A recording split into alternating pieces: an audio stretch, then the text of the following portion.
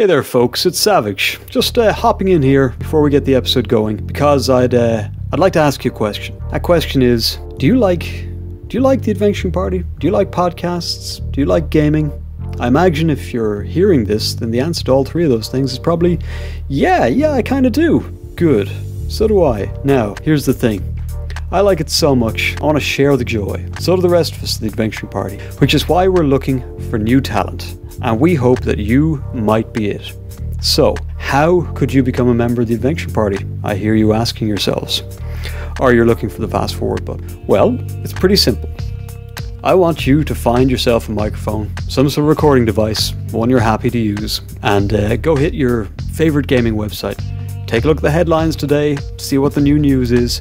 I want you to record, say, a minute of you just reacting, giving us your hot take, telling us what floats your boat, what grits your gears about a news item or two that you found interesting. Okay, so if you've done that, all right, just pause, take a second, a couple of deep breaths. Now, the next thing I want is 3 minutes on a general topic in gaming, something more perennial, evergreen, as one of my compatriots like to call it, something you could talk to someone about gaming today, tomorrow, a year from now. Give us 3 minutes of that and then send it on in, say, MP3 format. We're also kind of interested to hear if you want to edit in some music or maybe an intro, an outro, sound effects, you name it, whatever you fancy, whatever you think is appropriate or inappropriate or just plain hilarious. Now, you don't have to do any editing or any sound engineering or any special effects, Foley, stuff like that. But if you do, it's certainly going to pique our interest, help you stand out from the crowd. Now, when you've got all of that done, get it all into an MP3 file and then shoot it over to us at party@theadventuringparty.net. That's where we'll collect them all up until eventually Hunger Games-like we come up with a few candidates who, hopefully, soon, you'll be hearing on the other side of this intro. So, let's recap. We're looking for new members. It could be you. Go find, say, 1 or 2 topics in gaming news. Give us your opinion for a minute. Take a deep breath. Give us 3 minutes of you just talking about some topic in gaming or a game you love or something that happens in games that you can't stand. 3 minutes. Get it all into an MP3. Maybe do some sound editing. You don't have to. Drop in some music. Better be royalty free. And send it on over to us at party@theadventuringparty.net. Okay? If you've got all of that, if it makes sense, if you're still willing to give it a try, we would love to hear from you. So, go. Do it now. Or do it after work. Or do it when the kids are in bed. Or do it whenever. But if you think you've got what it takes, jump on this opportunity. We need you. Goodbye. I'll talk to you soon. Hopefully I'll hear from you even sooner. On with the episode. This is Savage, signing out.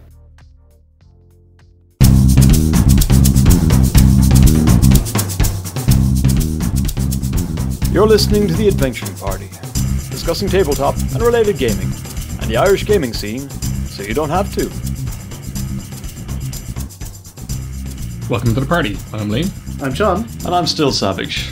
And I thought I was going third, but I was second. And I didn't think I was going first. I wasn't sure how you guys were introducing it. I stopped podcasting and now I'm just back for a guest appearance, but I'm still on the mailing list and helping out with sound quality issues and stuff. You know, retired. I'm semi-retired. You're like the guys brought back for one last case. Yeah.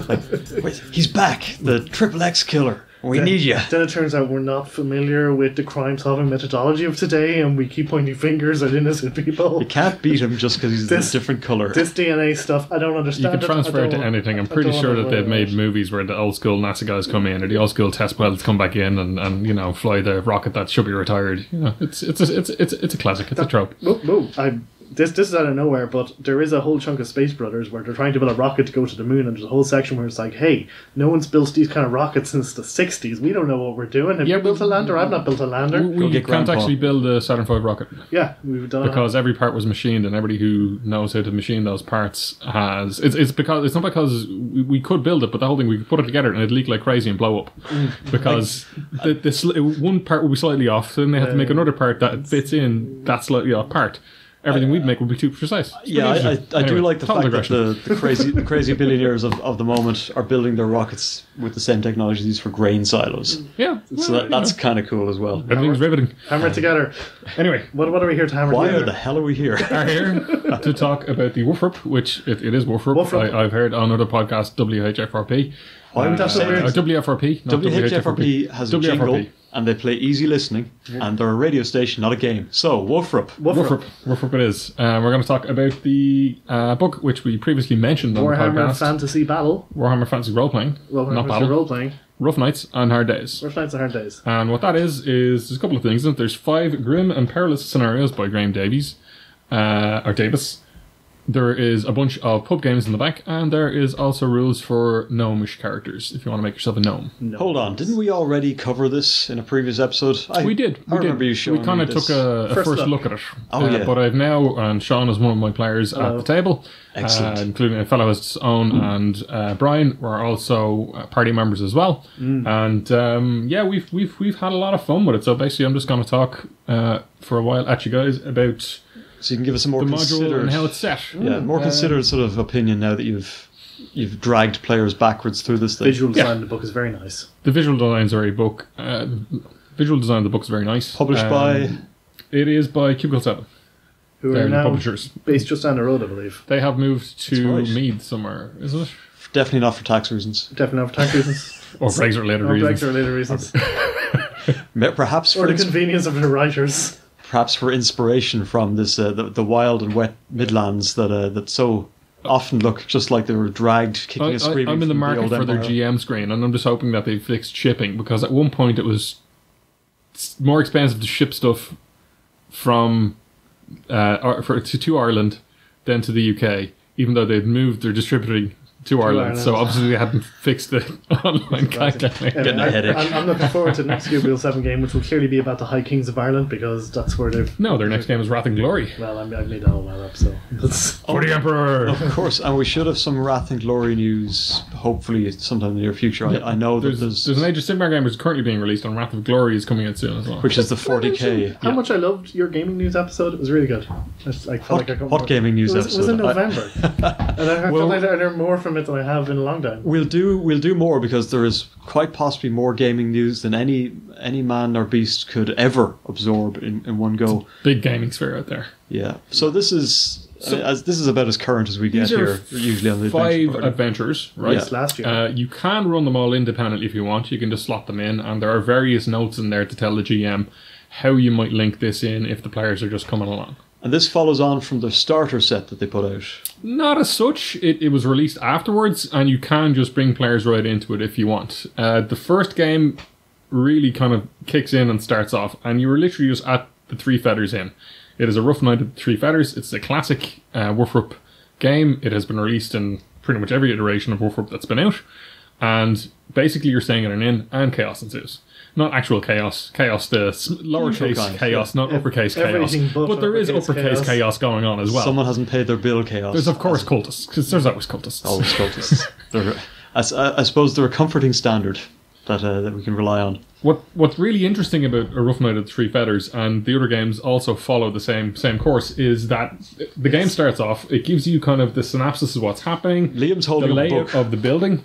I believe it's the book that we're talking about. It is the book that we're talking about. It has some gorgeous... the layout is actually fantastic. It's nice, isn't it? Yeah. And that sort of artwork that you can sort of show players and go, here, this is what it looks like. Absolutely. Please ignore the words on the page. One of the great things, if you buy the book directly from Cubicle 7, from their website, they give you a free PDF with it as well.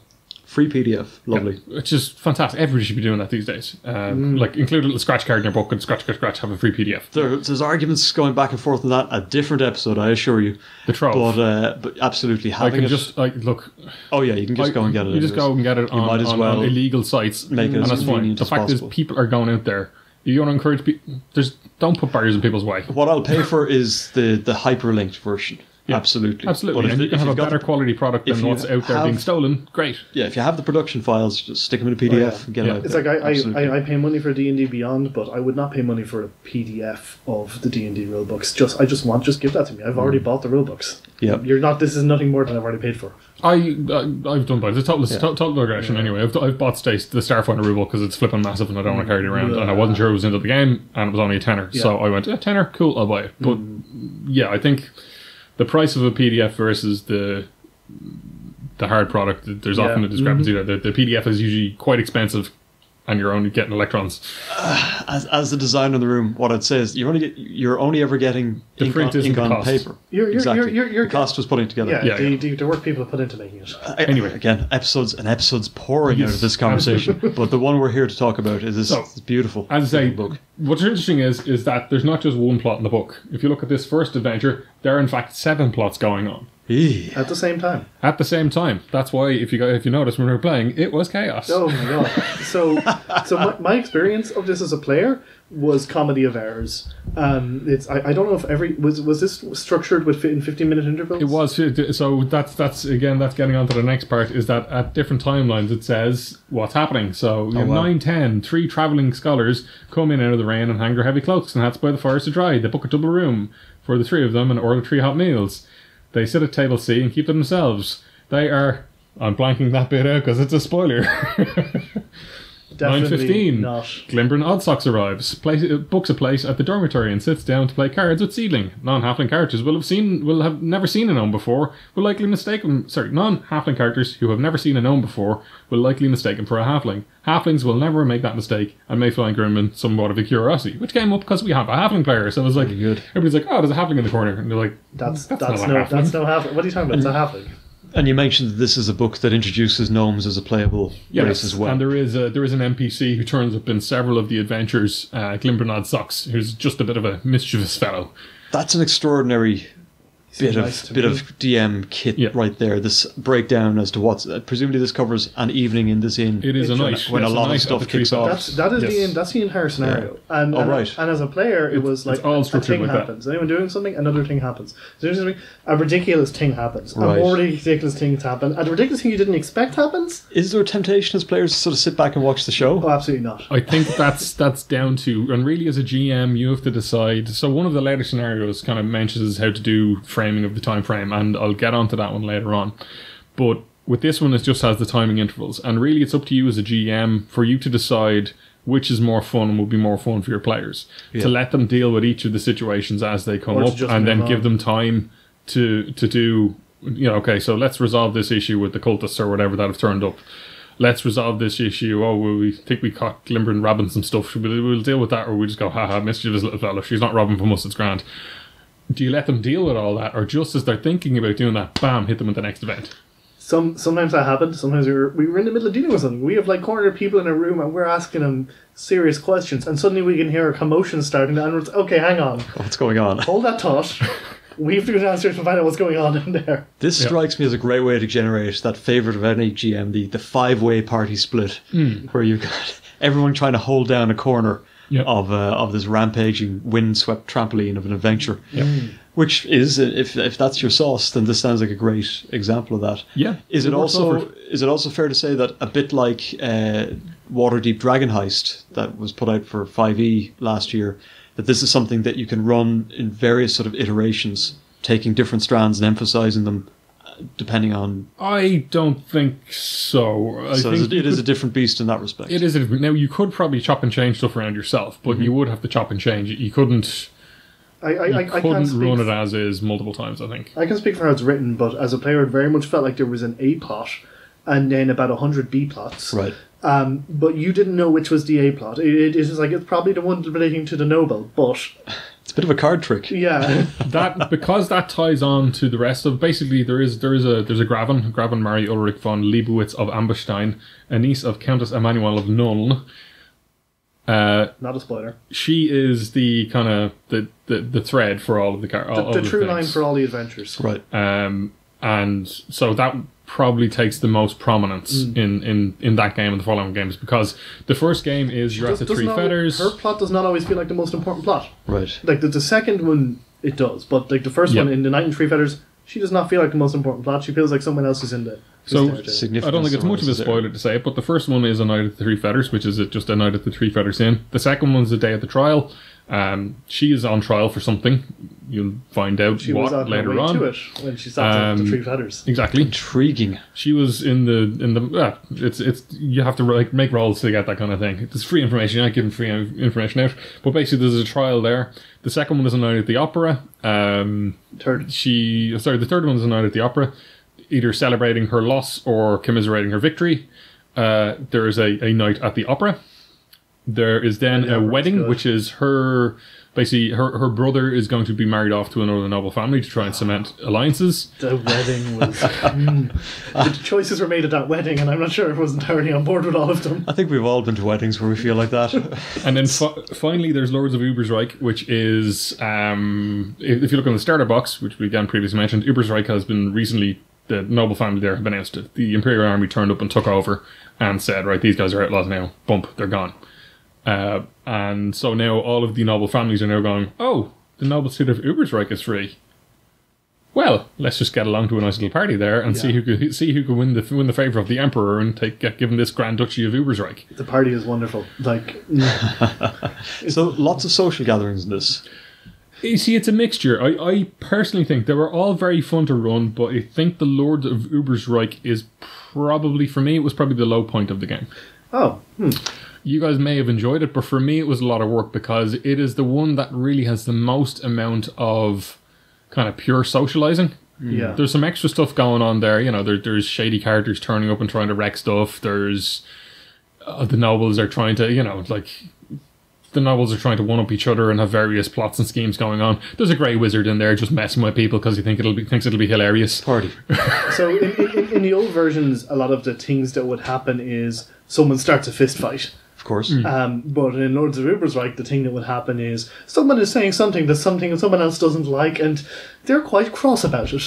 And really have to, there's multiple different rooms and where everybody is in relation to who, and the game actually does say if this person's in this room then this happens, if this person's in this room it happens, and that might have changed based on what would have happened earlier on in the game. For me it was quite difficult to try and keep track of who's who. It also has it's the one with the highest number of characters that actually matter, because there's tons of NPCs. Even printing a portraits and putting it in the middle of the table, party. Players and me as a GM are getting confused. So listeners, I'm getting in both ears here, because I've got Liam on one side as the GM, I've got Seán on the other as the player, and they've definitely got perspectives in this. So as a GM, as I always say, try not to let them see you bleed.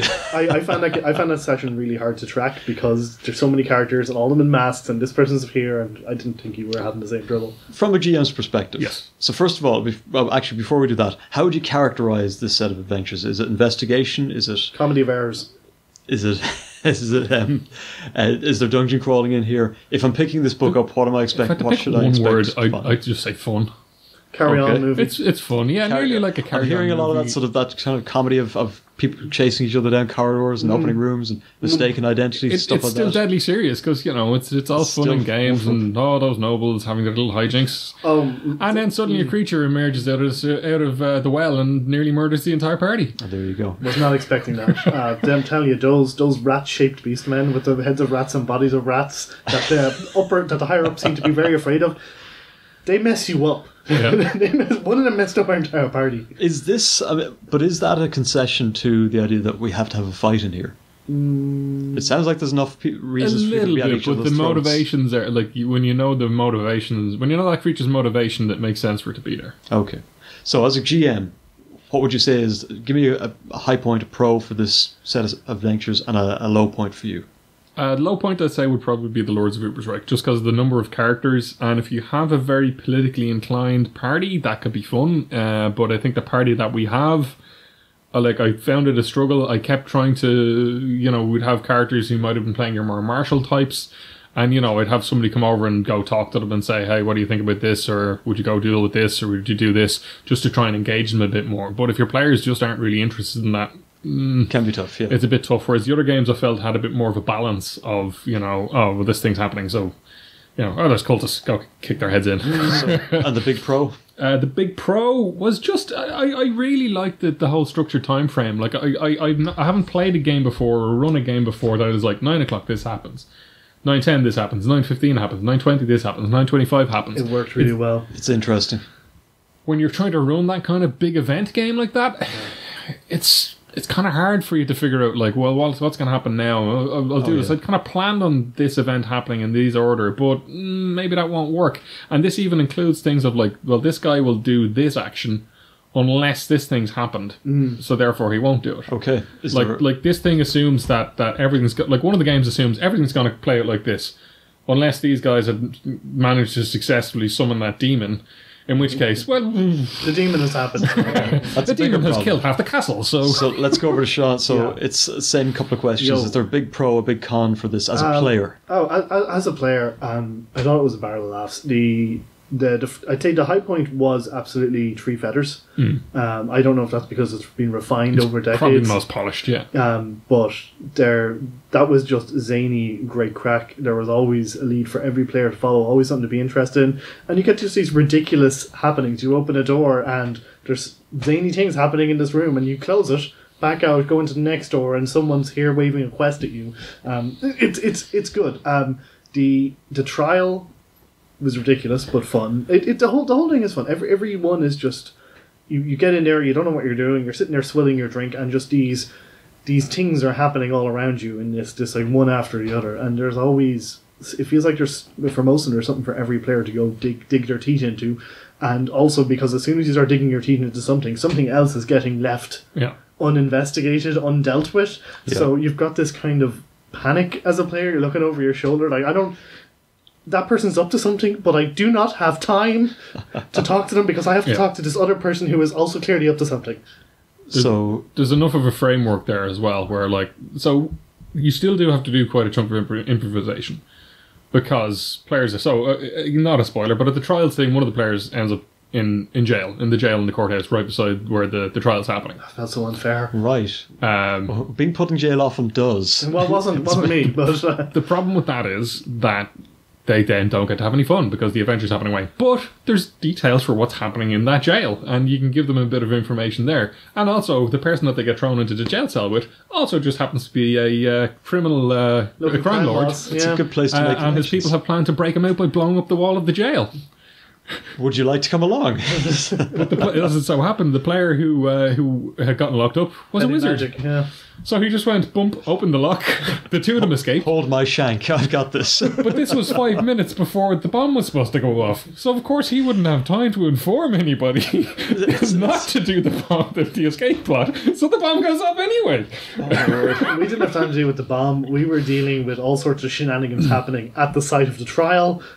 I have to say, I'm getting the energy. This was clearly something that you arrived back to each week and went, I can't wait to find out what's going on next. Yep. Or how are we going to do what? What about such and such? So this is something that kind of, it was my read on it, I don't know if it's true, but a lot of it felt very generic. Like you didn't necessarily have to run it as a WHFRP adventure. You could have taken it and run with it somewhere else. But yeah. Well, I mean, obviously there are things that are specifically WHFRP, like there are specific named chaos cults. Yeah. There are Skaven. Did you mention Skaven? I don't know what a Skaven is. Do you know what a Skaven is? that flagellant was screaming about their under Empire gnawing away at the roots of the thing, but he was clearly mad. Yeah. I mean, you could easily file the numbers off. It felt purely because a lot of it felt like social encounters. A bit of a plus, really, if you're a GM who's hunting for good material and doesn't necessarily want to go Storm King's Thunder or Dragon Heist or whatever. Yeah. But this is something that could go into Pathfinder, or could go into 5e, It's lovely in small scale. Yeah. It's like each of them is a night. Yeah. And there's just so much meat in each of those. Particularly, like I saw you were flashing around a scenario that had a whole big timetable of what everyone is doing. We'll get to that. This coming episodes. This one is like, it's just got this linear clock. Yeah. Like 9 o'clock this happens, 9:15 this happens, and it's just Yeah, it just flows along at a nice clip. That brings to mind a question: is this is stuff that happens from the perspective of the players? This just happens. This is just stuff that's happening. There are just these that may be happening, and you can just leave them alone and not deal with them, or you could deal with them and get involved. Yeah, and some of them will, of course, have consequences. Like if those guys successfully summon those demons, then the party may get murdered. Those nobles were up to something in that basement, and I did not like it one bit. Let's dig a little deeper then into the layout. I mean, we've talked about how there is a lot going on. So what does the book give a potential GM? So the book gives you a few different things. One, it gives you a kind of the initial premise, the location, how you could work it as a standalone adventure, how you could work it if you're following the kind of campaign of 5 link plots as given. It will then give you kind of notes on each of the guests, each of the plots, how they're interacting, and then it goes through a list of all of the events as they go through, and finally for each of the adventures it gives you kind of detail on each of the NPCs, a little portrait, which is fantastic. Again, with the free PDF, I was able to just cut out all of those portraits and show them, and just do a printout, and then when we're talking about Bruno Frank, the Graben's judicial champion, boom, you throw it out there. Pop it up there for them, put a face to the name. They even have fun things like everybody has trappings, and the trappings for the judicial champion is bulging biceps. It's great. I loved those trapping reveals. Flexing for days. The trapping for the barrister, lawyer's robes, powdered wig, towering sense of self-importance. And these are just little ticks to absolutely. The other interesting is because I don't know if there were pictures for every character, almost every character, but you couldn't do that thing you can do in some scenarios where, does this person have a portrait? They must be important, because so many people have portraits and then so many of them turn out to be completely unimportant. The only thing I struggle with is occasionally characters would recur and I would not remember their earlier appearance. It can often a problem in games. You remembered Grim. I remembered. Look, everyone remembered the gnome. The gnome made himself known. Okay, so there's gnome rules. There are gnome rules. How do gnome rules work? Are they a useful addition? Was there a big demand for gnomes? Also suffer from... So WHFRP does have a little bit of a problem that small characters get a little bit shafted. I love gnomes in D&D. My gnome monk's my favourite character. Apparently 5e doesn't like them very much. I played gnome in 5e and it was great crack. Highly recommend it. They get, like all characters, like all small characters, they get a little shafted by the rules. Just because if you were small, anytime you get into a fight with something larger than you have to roll versus fear. Right. Now, you can deal with that, and by having a player in the group has, by just bumping the hell out of his cool, so anytime he make a check, chances are you can still just interact as normal. When the party eventually fight that dragon that I'm going to throw at them, they will all be rolling for fear, regardless of their size. Now you know how I feel. Pint of brandy every morning takes the fear away. I have strong opinions about the rules of this game, and the other thing is, like, I think it was a 90% chance you're playing a human.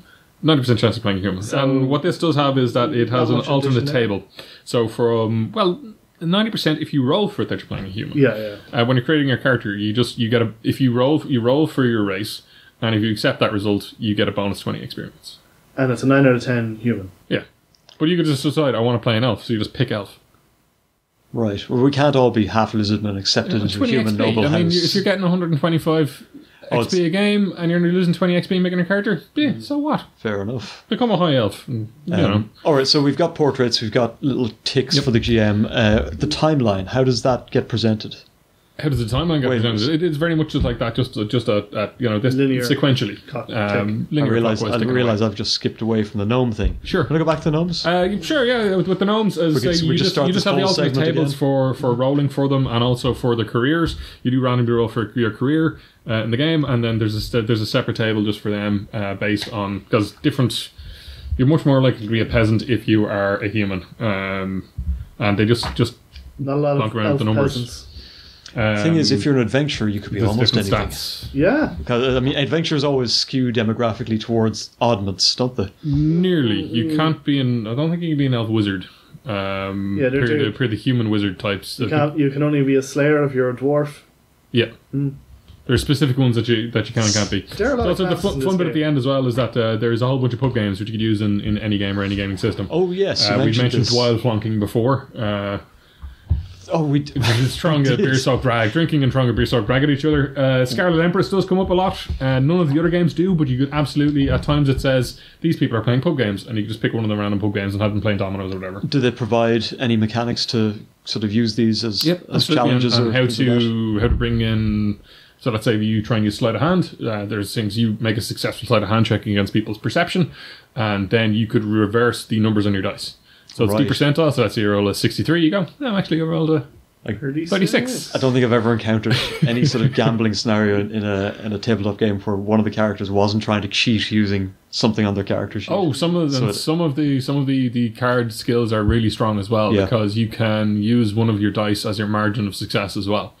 So if you rolled a 9, if you rolled a 9, you could be like, yeah, I know I should have 5 margins of success, but I'm going to take 9 margins of success. Yeah. So it's kind of fun like that.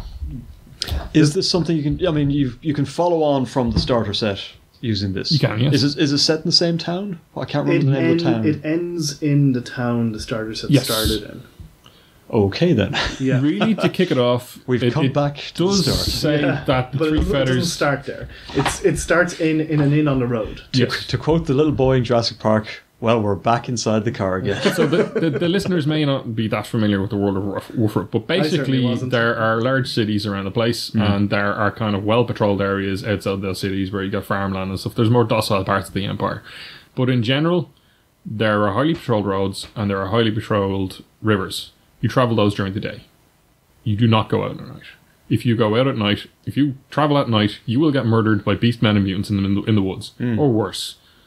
There's worse than mutants and beastmen out there. At night, they will attack you and kill you. So most inns are fortresses, and that's one of the reasons why the United of the Three Feathers really works in the Rope setting, because in a lot of those things, you're just like, oh, this stuff's happening on the train. I'll just get off the train. Yeah, with this it is, no, you can't leave. Not safe. You leave, you'll get murdered by beastmen in the woods. However bad it is in here. It's worse out there. And I don't... Most inns are fortress compounds, like. Right. For my part, I do not like the feel of the Warhammer Fantasy setting at all. I hate the grimness of it. I hate the dark. Oh, I hate it. I really hate it. But I have enjoyed all of the adventures in this book, like, thoroughly. I don't like the rules, I don't like the setting, I don't like the theme, but I had fun every night we were playing. You're back to the story. Yeah. The forcing everyone into this clumfuls, you end up in this room where there is a noble who's above all of you, and there are some boatmen who have never seen soap in their life, but they have to all be here. Yeah. Because if not here, then out there. Yeah. Let me ask you though, I mean, what we've talked about, it's been presented with a great deal of levity. Is that actually present in the writing, or is it something that just pops out of the sheer madness of the situation? Warfare is always kind of funny, and this game is no exception. There is a certain amount of gallows humour in it. It's very 2000 AD in that respect. Yeah. In general, you can get it dark as horrible as you want, because horrible stuff does happen to people. People become mutants, but if you become a mutant, you live in secrecy, or you run out into the woods to murder travellers. Apparently, you get a bad rap. Or you might just get executed. Yeah, the game has this whole theme running through it, where if you are different, someone will come and kill you for it, and watch out, adventures. It ain't great, but and there's also, I think we forced a young person to be married against their will at some point. It's cemented a noble alliance. That's the important thing. That's how we get demonetized. There's a whole lot of stuff in that game that just does not roll well with me. But the adventures are really nicely paced, really nicely written. Lots of always stuff happening to have lots of fun with. And the first one kicks off as there is it does list where the Three Feathers actually is, but then it says, look, just put it on the road anywhere. It doesn't matter. It could be any in between any two cities. It is where you are now. Yeah. It seems to walk a very fine line then. It manages to be very whoop in some respects, and also generic enough that you could take this and put it into any number of different games. Look, which I think these are pluses, I think. Because I mean, crazy cultists are crazy cultists. Oh yeah, they're good wherever. Rather than summon a demon head or a blood ladder, they summon some other kind of demon or whatever. You've got lots of options there. We're not prescribing what culture you're using. Stat wise, is there a lot of Warfare specific Yeah, it's all given. for it, but they haven't made any attempt to try and adapt it to any other setting. It is purely, this is it, and this is the skill check you roll. But you could work with it if you want. You would just know, because the way WHFRP uses, you could probably easily adapt it because it lists this type of check. Say it's a simple check, and it lists a difficulty. It might say it's standard difficulty, in which case you're rolling a plus 20. Or you might find similar it's gradations in other systems. Yeah. Okay. Instead of by paying attention to standard difficulty challenging, you just go, put it at DC and let's play it on D20. Exactly. You could do that if you wanted to. So that's Rough Nights and Hard Days. Yep. Cubicle 7. Written by Graham Davis, who appears to have a handle on how to generate complete and utter madness. Timeline thing. It's funny, you'd think that a structured game with such a timeline would not have so much madness, but it really does. But like I say, it's up to you as a GM to turn that tap on and off, depending on how much fun you think your party's going to have at it. I did a lot less of that in the final game because there's so much moving between all of the players. I was kind of letting everybody resolve each of the plots before it moved on, with one or two exceptions. Like a little bit of chaos turned on there. Concessions to be made to getting a game to finish. The earlier games, I think it was a lot more fun to just let them run, and then just as they're getting a handle on it. You drop Not while it's sorted. Yeah. Not while they're dealing with it. Then, bam, hit them with the next thing. There's a lot of scope for improv. Something your GM has to get the feel for. So, what kind of GM is this for? I think anybody can run it. Really. Okay. What kind of player is this for, Seán? So the earlier scenarios, any player. Because there's just so much things to do. If you don't want to worry about talking to people, there's a fight starting. You better go deal with that fight. There's a mystery brewing. You better go deal with that mystery. Yeah. It feels like as you get more towards the end of the book, it wants people who like talking. It wants people who will ask questions and do digging and schmooze. And there are a couple of probably the hardest fights in the whole book in that session, but they feel very much like almost apart from the rest of what's going on. Okay.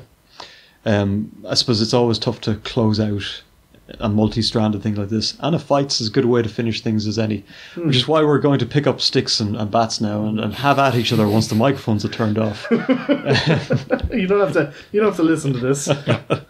I will say one thing, that this is probably, I've run a few different games out of a few different books, and this is probably one of my favourites. Excellent. So a very strong addition to the WHFRP line. I'd say it should go in any GM's collection. There's just so much fun in it, and just examples on how you do a linear night of like bump, bump, bump, bump, really well. One of those. You can just bring them in as interludes, just randomly. Like you could have a Night of the Three Feathers in any almost game. Anywhere. Yeah. You just drop in randomly in, and crazy stuff's happening. So on your way to somewhere you meant to get to, you end up exactly in the middle of all this. Okay, well, if you've played or have run Night of the Three Feathers or Rough Nights and Hard Days, drop us a line. Let us know what you think. Let us know what we forgot to mention, or if there's anything like it that you'd like to recommend or like to hear us cover. We'd love to hear from you. You can find details on some of the things we've talked about in the show notes. You're making big promises that the editor's going to have to fill. I'll do my best. We might even have a picture of the book before we go much further. You can drop us a line at party@theadventuringparty.net or contact us through our various social media channels, which you'll find in the show notes. All in the outro. And so it's all there somewhere. In like a year to listen to the Enemy Within. Oh yeah, review. Enemy in Shadows. First book is out. We just moved on to that. Now he's making promises. We don't even know if we're going to continue with this adventure, but we're going to try. If we're all here in 2021, we'll be very happy to come back and talk about the next installment from WHFRP's probably most famous campaign. As next, and the Three Feathers. The campaign itself, one of the most famous. Yeah. And lengthy. What, 6 books? 5 books. Yes. Yeah. I've heard that's close. I've heard it peters off in quality towards the end, so we'll see how it goes. That's part of they're polishing up the earlier ones and they're rewriting the later ones. Seán, a bit like podcasts everywhere. Peters off in quality towards the end. But with that, I'm going to say this party's over. Are we doing the hello or no? I'll record something to go in front of this, and a new segment called Liam Explains. Liam this week's going to explain. So, Throw Burrito. I have Throw Burrito, which is a dodgeball card game by, I don't know the guy's name, but People call them the oatmeal. The oatmeal comic. So hold on a second. We're let's set the scene. Liam. So, we're holding. We are holding cards. We've got cards in stacks in front of us. So at the very heart, this is a dodgeball game with card matching. So you have in your hand 5 cards. Do you understand what's going on? You get, basically at the end of the game, you will get 1 point for each set of cards you have, or 2 points if they're one of these special cards that say Burrito and either Duel, War, or Brawl. Okay. Those are the 3 kinds of burrito fighting you can do. So what you do is basically on your turn, you'll notice there are different draw piles around the table. You discard to your left. You throw away a card. Actually, I shouldn't throw away that one because it's nearly full set. You throw away one of your cards, face down, Okay. and draw a card from your right. So my discard pile is Sean's draw pile. Oh, I see. Discard pile is my draw That's pile. why there's Now, so while many draw piles. Liam's trying to explain this to us, myself and Sean are pawing at these foam rubber burritos. Yeah. They're like those This relaxation is where the toys. dodgeball thing comes in. They squeeze And nicely. dodgeball card matching sounds a bit like chess boxing. Yes, so basically, right, if you get a set of... So let's say I've got 2 of these licky chicky cards, which are just... They're 2 cute little chicks, one of which is licking the other, and the one in the front says, please stop. If anyone's familiar with oatmeal, it is that kind of style of drawing. Yeah. Exploding kittens, all those kind of things. Popular internet cartoonist and writer? The artwork's very good. A lot of his games I haven't really been a big fan of because I think Okay. they're very pretty. They're kind of... Sense of humour very particular. Sense of humour very particular, but I don't think the mechanics are really there. This is fun. Like I've been playing with my girlfriend and the kid as well. Like he's 13, he gets great crack out of it, and yeah, it's fun for that. So let's say I get 3 licky chickies. Good I for put them you. down beside me, and I draw back up to 5 cards. All right. And you need 3 of something to and put I keep them down, going. yeah? The play just goes. We keep drawing. Let's say I then put down Burrito Jewel. Bump. Oh, I no. call Burrito Jewel. I have 3 cards of Burrito Jewel. I put that down, and then I call who's going to Jewel. So I will say, myself and It's all gone Sean a bit- are going to have a no. Burrito It's all Jewel. got a bit Mexican standoff. We will grab a burrito, stand back to back, take 3 paces apart, and then try and throw burritos at each other. Oh, okay. If we score a hit, then that person gets a bruise, which is worth -1 point. We could very easily hit each other. We can dodge, though, right? If it's a draw, then it's inconclusive. I don't recall what happens in a draw. It doesn't really come up What that are much. the aerodynamic properties of a burrito? There's a very cavalier burrito tossing going on here to my right. But, I mean, we're look, sitting at a table covered in recording equipment and hot drinks, and I'm like, And there are fearing- several things hanging around the wall and under the table behind me and stuff. So you do have to consider your playing area well. maybe that you go out onto the street to duel For the like duels, civilized people. that's What if I hit your fine. camel with this? But let me tell you what happens if you call a burrito a war. Oh no. In the event of a burrito war, everybody is in except for the player who called the war. But there's only 2 So burritos. I grab this and I skull it and hit Nick, and then he gets a bruise. And you hit me second after I hit him. You inadvertently threw a burrito So at then the I'll wrong snatch person. up the burrito I've just Oh, been I'm not hit allowed with. to throw burritos. You have to throw As burritos. soon as one person gets hit, it's over. Oh, I see. Okay. Well, I don't see, but I've just been hit with the burrito. And Let's say I'm what- trying to let's feign say- understanding. I call a burrito war, Yeah, and I grab this, going to throw it at you, and Sean goes and tries to throw this at me. I'm hiding behind. I'm my not a tee valid now. target. So you hit me with the burrito. That means I'm now a target? Throw the burrito at me. Oh, you hit me wrong. You got a bruise. Oh, okay. Because you shouldn't have thrown a burrito at me. Okay, So that's the consequence of getting it wrong, is you get a bruise, which is -1 point. Okay, so that's a burrito war and the other is a burrito duel. What about a Yep. burrito brawl? A burrito brawl is the person to the left and right of whoever called the brawl. Which in a 3-player game is just whoever didn't call the brawl. Okay, so you two brawl. Yeah, essentially. Now I'm holding 2 burritos, which is illegal. Give me that burrito. Are burritos returned to the table after each? They are, each after thing- conflict. So basically, once the conflict is called, everybody draws back up to 5 cards if they need to, and then the person who called the brawl or whatever says 3, 2, 1 burrito, and play starts again. Apart from knockouts, how do you win? You win when all 6 of these bruises, and you see there's a little cutesy burrito with X's in its eyes and a big X. That's rather cute. When all 6 of those are depleted, then one person gets the Fear Me badge, which is a hulked out, It's a raging roiding- burrito. Oh, is this like I'm one away from winning or something? Yeah, essentially. Then you Is play it, another is it an round. actual badge? It doesn't. It's not sticky, but you could probably. we could stick fix- we could you fix that. Stick some Bit of sticky, Velcro, sticky you could- Velcro or something like that. Or a chain So with this which is to hang around this you? is like skull style. I've, whoever wins 2 rounds wins.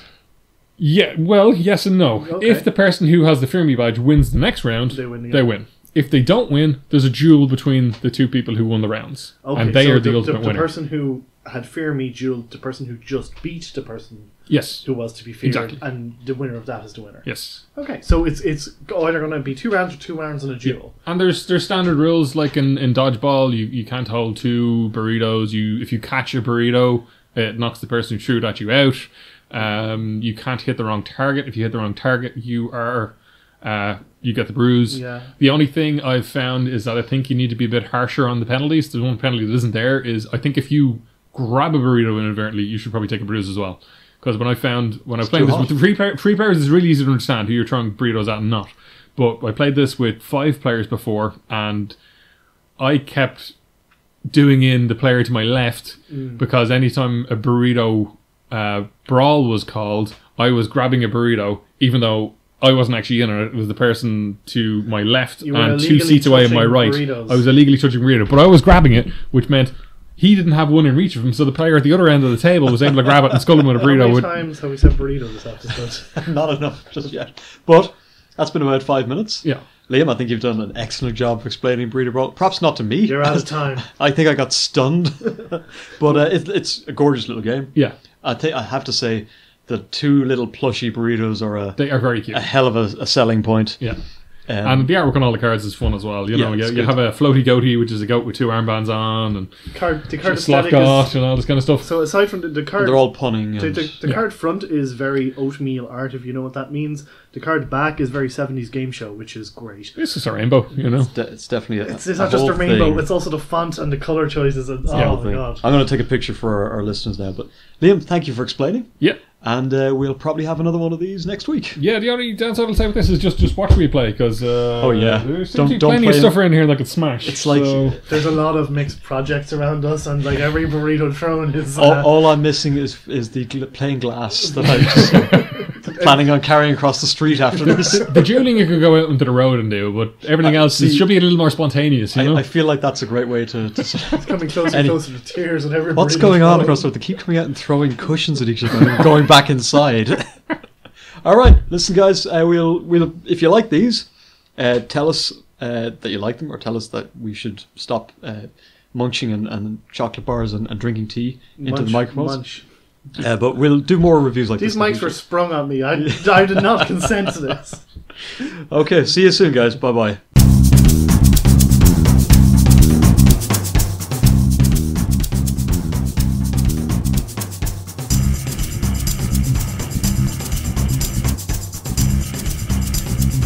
Thanks for listening to The Adventuring Party.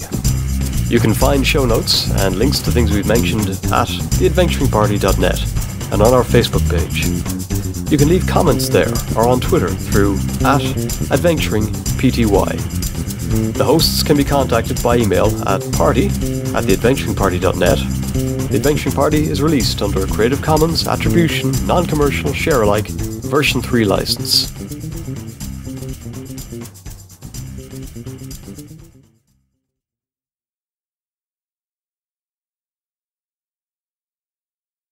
So, Liam, you'd give us the ABCs or something? I'm enjoying we're talking about doing some crafting earlier on. Every Tuesday night we've been having craft night. I'm excited for this Tuesday because I've missed the last 2 craft nights due to travelling for work. So I'll probably crack out some minis and get the paints going again. Seán, are you crafter or crafty? I'm not much of a crafter, but we do it. My partner's like a massive artist and crafter, so every now and then we'll retreat into the studio and I might work on a Gundam model or an X-Wing model or something. I'm not particularly. Oh, see, that's you have fun with it though. You say I you're not a have fun. crafter. I I've have seen fun. those Gundam build videos. They're pretty cool. Yeah, no, those are. I look at mine and I look at that, I'm like, that's a fine looking barbecue. Why doesn't mine look like that? We all aspire to the mountaintop. Yeah. I don't think that the quality of your work actually matters. I think if you have fun doing it, Yeah. and if you are constantly trying to just improve just a little bit, I don't mean like I have to do everything, I have to get better, but just like, oh, what if I did this next time? What if I added just a little bit of this extra paint in? Yeah. You know, I think that's. I think we've all had to take early experiments and bury them in the garden. far from the eyes. Get the Dettol out and leave that mini overnight. Clean the scene. I have recovered mine, and I am like, they're hidden in a cupboard, and I'm like, one day, I'll revisit that. Oh, but you can never go back. Probably have that first melted marine, you know. I broke some of the armor skirting off one of my Gundams, and I'm like, I want to repair this, but Battle damage. It's all battle damage now. Okay, let's see what that sounds like.